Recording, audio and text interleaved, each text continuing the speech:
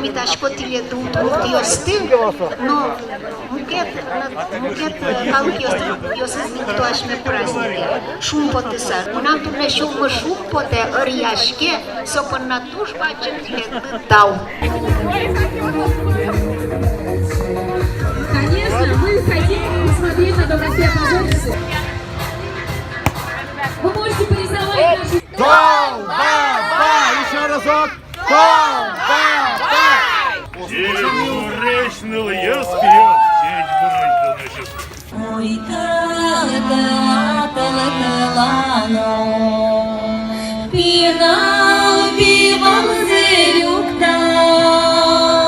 Коня пирожки своим бал, перепечь, все. Кокрок воим бал мармен, ну гороховый, грибной, ваньму с бризень, почти, номер мы почти вони. Со целый той ми кунь матьяр за бузашкому гень. И тогда они ходи знали, что то день, и удмуртский пельмень ешься тогда. Ну, тросет ческаться еще по новой, вот то ще раз, бачится, кошко не любить пачкен.